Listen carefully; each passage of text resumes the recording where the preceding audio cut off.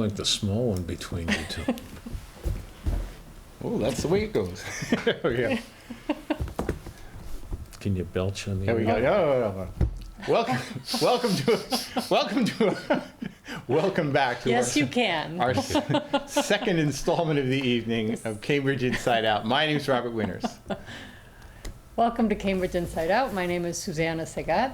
And I'm Glenn Koocher. Still Glenn Koocher. Back again, thank you. Glenn was, for those of you who haven't tuned in before, he was the original creator of Cambridge Inside Out, the cable show that started 25 years ago, and with a great panel of co-hosts, did weekly news updates about Cambridge and about relevant issues and some really spectacular shows. I think you wanted to talk about one in particular. Oh, you mean not the one when I was the guest? Oh, no. No, actually, not that one. I was a guest panelist a couple of times. Mm-hmm. I sort of remember that. I don't remember what the topics were at the time, but I remember being there. But the particular ones that I was going to mention here were the ones where it was 3 episodes in a row, presumably all taped back to back. We did them and edited them afterwards. With what was then former Speaker of the House, Tip O'Neill, after his retirement. Yeah, he had a phenomenal memory, by the way. Yes. Everything he for it. said jived with the record, which cannot be said of a lot of the other political people that we had coming on. He came on, he did 363 30-minute programs right in a row, and talked about being on the school committee and growing up, and how Franklin Delano Roosevelt may have had a hand in the appointment of Superintendent John Tobin, and Oh, wow. this one and that one. It was a great series of programs. What was also interesting was at the end, because he's a good guy. Yes. And I said, look, we're still here. We got the crew. My boss, who was the director of field services at AARP in Washington, was getting married. Could you wish him and his wife a good and successful marriage? And he did. He looked into the camera at the end and he said, Frank Bailey, good luck. Well, we edited that into a video that we did for Frank when he got married. They showed it at his bachelor party, and no one at AARP could figure out, how did that little schmuck Koocher get Tip O'Neill to come on and do this? And that was what it was all about. Really? People, and it was really funny when they dedicated John the Cobbler Square in North Cambridge. Tip was there with all the people from the corner, and all the kids were there. I'm sure. And I'm introducing to my daughter Becky. This is Mr. O'Neill. He was the Speaker of the House. Oh, really? Can we go get ice cream? But and he took pictures with everybody, and he took pictures with the kids, and he autographed them when we got them to him, so that they had autographed pictures of Tip O'Neill, and it was just wonderful. And well, of course, part of the Cambridge success story has a lot to do with what Tip O'Neill did for the city and for the state, and God bless him. He was a decent guy, and Can you tell us some things he did? Well, he helped save the Kendall Square area when the Nixon administration closed out the NASA project and made that the Department of Transportation. A lot of money flowed into the city through the Medicaid program to help make the city hospital viable. Although Charlie Flaherty and Sandra Graham take a lot of credit for that. He was just a strong, powerful voice for us, and it was just great that he was around. I just was truly impressed with how connected to the community he was, and how unpretentious he was, and how much he disdained people who had pretensions. It's everybody quotes. And by the way, love Walter Sullivan. Yeah. I think he came back to vote for Walter Sullivan and Joe Maynard for school committee. And I saw them all together. I have pictures of them together, inappropriate and all that stuff. God bless. You don't see that anymore. The characters, a lot of the real characters are just not with us anymore as characters. We had, much as he used to give me a hard time, Jimmy Fitzgerald, who was bombastic at the school committee, Al Vellucci, who a lot of people have forgotten because Al's gone for I will never 15 years. Well, I know. 15 years. Yeah, but what you learn is in every community around the state, and I do a lot of traveling around the state, everybody's got their local heroes, and no one else knows them. I mean, everybody knew Tip O'Neill, right? But nobody in Cambridge ever knew who the city councilors in Somerville were. Right. You might have known who the mayor was because they were always getting indicted back in the 60s and 70s. And now you might see somebody from another city, but it was local, contained to Cambridge. Yeah. No, I was going to say the title of the book, All Politics is Local. People love to use that almost like it's sort of an empty motto half the time. Until you actually sort of saw what the man was about, you don't really appreciate just how deeply and more rooted that idea particularly was. to me right now, Tip O'Neill was one of the founders of the Massachusetts Association of School Committees. There you go. In 1947, he was one of the founding members of the Why did he do organization that? employs. Well, because he did a term on the school committee. Yep. And he was instructed to run for the school committee by his parish priest in order to get some jobs for kids from the parish. So while he was a ranking Democrat in the House, he ran for speaker, did a term, got off as fast as he could. The seat went off to another, one of his lifelong friends, Tom Mahoney, who was an MIT professor at the time, but a life on Cambridge. Yeah. And went from there. Yeah. Another person, it's not like I have an encyclopedic collection. Well, wait. So Yep. why did he create this superintendents association? School committee. I mean, school committee is, oh, because school committee members wanted to get together and mobilize so their he strength. organized them. He Right. helped. He was one of the people who first organized them. At the initial meeting, he was one of the people at the table. Yeah. We've got the minutes of it. We know it's true. There you go. There you go. I was going to say I have bunches of old VCR tapes still sitting in old milk crates around my house that I have to go through one of these days. But every once in a while, when I would pull one out, I'd find some old Cambridge Inside Out episodes, and it's kind of interesting to see Bob Healy, with black hair. Yeah, Bob came on every year. Is that He right? came on every single year, and we talked about the conditions of the city, and I would give him a hard time because I firmly believe that street cleaning was nothing more than a conspiracy so that the city could tow our cars and make money, penalizing people for parking in front of their own houses. How do you feel about it now? I'll tell you something. I love the city. I love the fact that the city is in great shape. Bob Healy and Rich Rossi have done a terrific job, whatever. But I am absolutely continuously livid about the fact that if you walk down, for example, one end of Chauncey Street to the other, there's 6 signs with the word "no" in it. Yeah. The city is and I drive over those bump strips that I have to get through to get home, and you can't turn right on corners when you ought to be able to turn right. I hate the traffic department. Yeah. I make no bones about it. All right. I want the traffic department closed. I want whoever's running it run out of town. Sometimes it's really overregulated, and the political correctness we can deal with because that doesn't have to affect your life. That's right. But getting ticketed for parking in front of your own house That's is brutal. something I find intolerable. Yeah.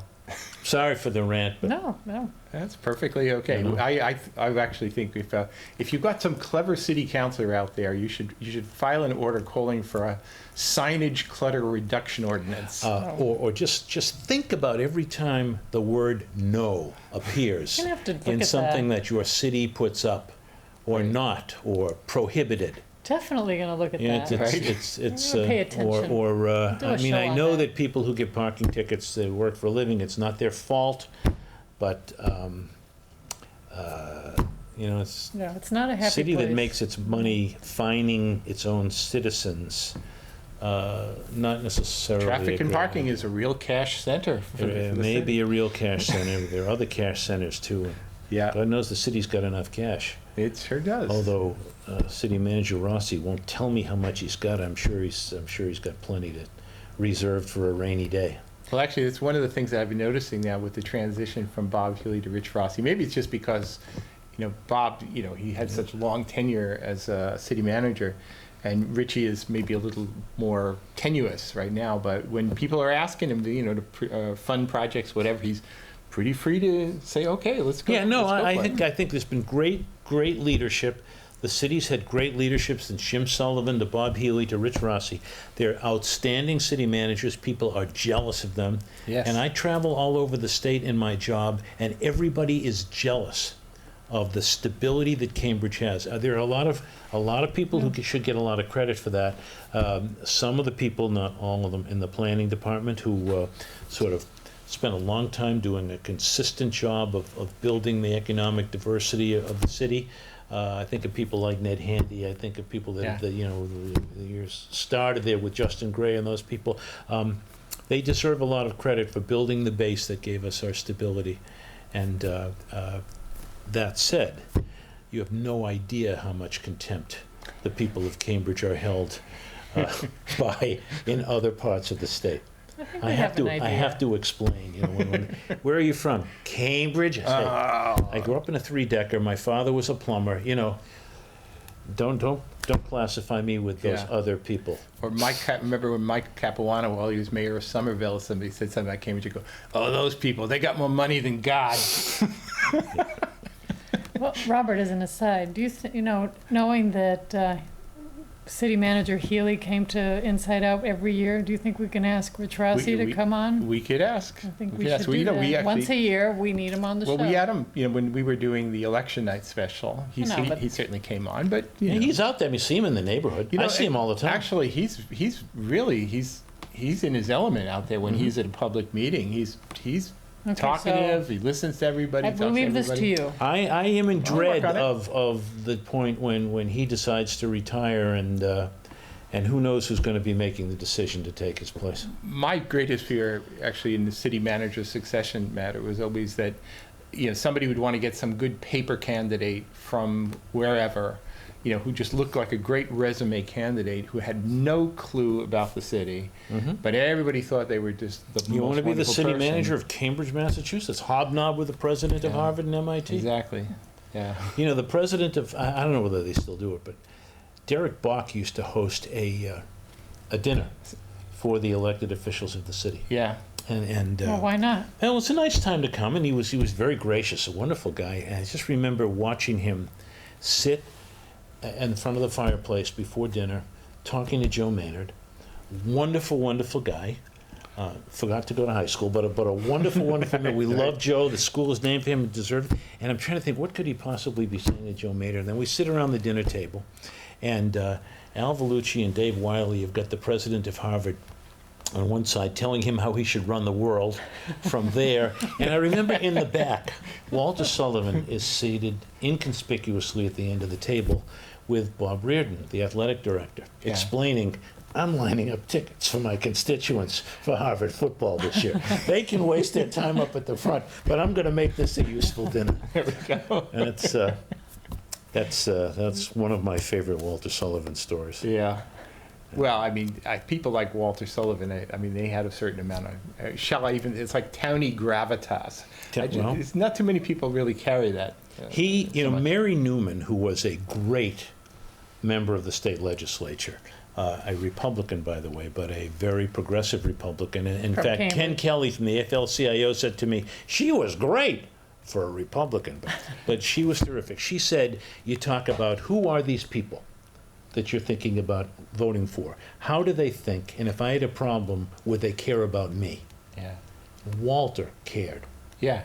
As did his son Michael, as do a lot of people on the city council and the school committee, but Walter really cared. I think he really dreaded that the city might not be the city that he loved, and he wanted to help everybody stay here as long as they could and be successful. And that matters to people. I know one person, I won't name names here, he's passed away now here, but everybody thought of him as sort of a hardcore left-wing person, but he always had a bumper sticker on his front door of his house and always gave his #1 vote to a candidate on the other side of the aisle. Mm. And the reason was simple, is that when he asked other people to sort of address something, they just sort of gave him the walk around, and then this one particular school committee member just got it done in an afternoon. Yeah.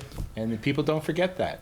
Speaking of which, now that we have you on the show, you're like our resident expert about Republican Party issues. Oh, yeah. You know a lot about it. And the other day we were talking about the Republican convention, and I couldn't find that much information on it. So can we talk a little bit about Republican issues? Just a disclaimer. When I first came of age politically, my first real campaign that I was involved with Senator Ed Brooke, when he ran for Senate in 1966. Okay. I was a high school senior. I worked on his campaign.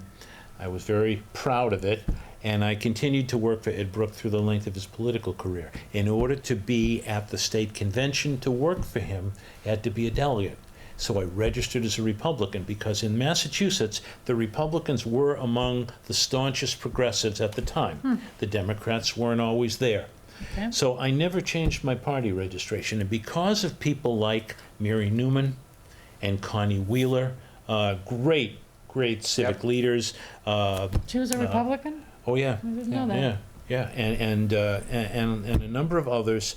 I never changed my party registration. I was never happy when the party drifted over to the wacko right, but I stayed on the city committee until just recently, and I've just never changed my party registration because as much as I tend to always vote for Democrats, I despise regulators. As a class of people, I despise government regulators. I see them as people who have a pathological need to be obeyed and not always in the public interest. Right. A lot of them manage to find their way to Cambridge, by the way, like the traffic department. So I just could never bring myself to register as a Democrat. Can you tell us, But- do you have a sense of what the Republican Party is like here in Cambridge? Well, the liberals in the Republican Party are mostly gone. The moderates are mostly gone. There may be a lot of people who are registered Republicans who would vote on the moderate side, but most of the political activists are very hardcore conservatives and sing the tune. Actually, I would say that amongst the Democrats, the real activists tend to be much harder left than sort of your lunch bucket Democrat mainstream people who actually Yeah, vote. but I think where the average Canterbridgian is much closer to the progressive left, and there aren't as many people on the hard right. I'm very, very concerned with the issue of Republican racism and the fact that I think racism underlies a lot of the conservative ideology to deny necessary services to people who happen to be economically disadvantaged and of a race different from theirs. And I don't want to start a fire here, but that's a real concern to me. Yeah. So is the party growing or shrinking? Do you No, have I a think sense it's of it? shrinking. I mean, Well, the Democratic independents Party is shrinking well, too. independents are a large group. I mean, as the organized political left and right sort of try to dominate the discussion, people in the middle are just disenchanted. Yeah. That's, I think, explains why it is that the number one category in terms of political party registration is unenrolled. Right. Yeah. You know, people are, And younger people are less likely to be Yeah. enrolled at all? or- yeah. So it's, somebody hasn't figured this out. There's this great farmland to be farmed. They have unenrolled voters who could be won over if the parties would actually kind of just realize that there's actually a pretty Yeah. substantial And there middle are in some the elected state. officials, including state legislators, who are people of good conscience, and they're all people of good conscience, but they're just politically, I wish there were more of them closer to the center and being more reasonable about what's happening. You know, the effort to privatize the public pension system, to enrich, to let the same people that broke Wall Street take a commission on the payroll of the United States of America is unconscionable to me. The notion that Romney, when he first proposed Romney Care, embedded rationing into Romney Care, Yeah. and the fact that Obama never made an issue of that, I couldn't they had that whole major issue that he could have raised. Romney proposed rationing in Romney Care, but the Democrats took it out, did more than in the state Senate and other people who read the bill more closely. There's a lot to answer for on that side of the party, on that side of the table. Any predictions? What's going to happen with the political You know leadership? something, I was never good at calling these things. Yeah. Never. This is for the governor's race or for something else? Well, I don't think the party nominees will necessarily escape as front runners, except for the Republicans, because Charlie Baker has sort of lined that up. On the Democratic side, I don't know who's going to win the convention. I mean, it looks like the organized establishment left will control what happens in the party, and then the voters will do what they want to do, Right, which is normal. and no one will care who the party endorsee is. I hope the people who are running the convention understand that no one cares what happens there, so brief is good, and let everybody get out of there early without the... I'm still reminded of a quote from, I think it was Tommy Finneran, It was one convention where they were pretty much going to hand him his head. They did some scorecard weighting, and they were going to. It was almost like they were trying to disown him.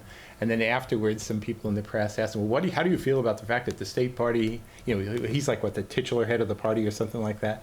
How do you feel like the party has basically sort of disowned you?" And he goes, "I don't know those people. They don't vote for me." That's exactly right. Politics is local. And in fact, in Boston, for voters, the voter of record, the paper of record is the Herald, not the Globe. Oh, absolutely. More voters get their instructions from the Herald than the Absolutely. Globe. Yeah. Yeah, it's funny. A lot of the people in this sort of political machinery don't ever seem to sort of figure this out, though. Anyway, we'll see. This is why they're surprised on Election Day. Yeah. All right. Let's see. Testing. Let's talk a little bit about testing. Oh, yes. And I'm saying this here only because I noticed that there was A couple of former school committee we members have here. former school committee And members you used here, to go and to school. The I used to go to whole school. I park- teach now. Park is becoming a big The issue. Performance Assessment for College and Career Readiness People are starting to stop it. is the new name for Cambridge is what the delaying it. state will be doing. Well, the Board of Education wants to move forward with a test that will not necessarily measure the content that you've memorized, but your ability to be creative and analytic. It's for everybody who's ever graduated from high school. It's like instead of taking the achievement tests and the SATs, it's going to be more like the SATs.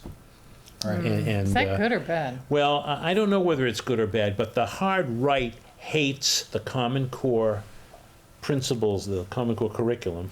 They hate it because, A, they forget that they created it, the Republican Yeah, I Governors thought so. Association. They hate it because the president is behind it, so they're calling it Obama Core. And they hate it because it mobilizes their base. It's sort of like the ACLU might have hated Ronald Reagan and George Bush, but they were great for fundraising. Right. So the hard right is coming at it from that, and they believe that all of their work is going to be repudiated when they created the curriculum frameworks in the state, when we had a series Oh, of yeah. Republican governors creating the nation's most rancid regulatory climate for schools. And you can thank a series of governors who let that get out of hand, and then maybe blame some others for not changing it fast enough. On the left, you get people who don't like a lot of testing to begin with. So for them, Park is just perpetuating Yeah. for-profit companies doing testing, so they're opposing it, and it's also good for their base. In the middle, you've got everybody else who really doesn't Who's care. confused about it? Yeah, and districts now have to decide whether they want to switch over to Park immediately or wait another year when the state officially switches over Oh, to I the see. Park assessment. Is Common Core and the Park assessment, are those two better than the curriculum frameworks that we had and the MCAS test? No one really knows. Now, once We think it's an improvement. Oh, But nobody really knows, because the other thing you learn about some of this stuff, nobody really knows. But they do it with authority. They really don't know. And at this stage of our lives, how much have you seen? All this stuff has come and Oh, gone and yeah, come and gone. absolutely. If you're in higher ed, you see it come and go and come and go. Absolutely. If you're in healthcare, it comes and Yeah. goes and comes and goes. Nobody knows who's right. this is They very ju- inspiring. They just know it's different, Glenn. and a lot Yeah. of people are making a lot of money off of it. None of them us, but It's amazing how in an academic setting where people are supposed to be reasonably bright, faddism actually also takes over. Ooh. From my end of things, as a classroom teacher, you now everybody wants to flip classrooms, differentiate instruction. They want to do all sorts of things that all these educational specialists do. That people who are actually in classrooms are just saying, "What are you giving us here?" yeah, the But- teachers are really angry. Yeah. And the teachers want to kick the nearest shin. And unfortunately, Paul Toner, who's the president of the Cambridge, was the president of the Cambridge Teachers Association and current president of the Mass Teachers Yep. Association. The teachers in Massachusetts have no idea how brilliant he was Oh, yeah. on their defense and on their behalf. Engineering, getting to the table. Because if you're not at the table, you end up on the menu in this business. Right. And what the MTA did to help steer teacher evaluation reform and to help make as reasonable as possible some of those major changes that have come down and shield teachers from the abject evil that might have been imposed upon them by people in cubicles in Malden or in Washington who have no idea how to run schools or teach, because if they did, they'd be teaching and they wouldn't be bureaucrats in their offices. And Toner's, the fact that he's leaving the MTA because his term is up, of course, is very sad. He's running for national office at the MTA, and we wish him well. But for those teachers that sort of angry and are channeling their anger at sort of their leadership, that's misplaced. Right. The anger goes to the people who created education reform because they hated teachers' unions, particularly the Boston Teachers Union, and they wanted to blow everything up in order to eliminate teachers' unions, which is behind their agenda. And the private sector, which figures if we get rid of the teachers' unions, then we can get rid of the rest of the unions. And then unions will be gone, and then management and the corporatists can run everything. I hate to sound like a socialist radical because I'm not. But on this particular subject, we've got 40 seconds left. But today, there was actually a decision, a judge passed on a decision in California about teacher tenure over there. What do you think will grow of that? Is that in any way? You know, I used to talk about Sammy the Sage from Warren Street, who'd give me the odds on what would happen. I consulted with Sammy today, who informed me that that will not sustain its first court test. All right. It's a crazy judge in California who's got his own vision of the law, and I wouldn't worry about that. All right, you've heard it here first. You've heard it here first.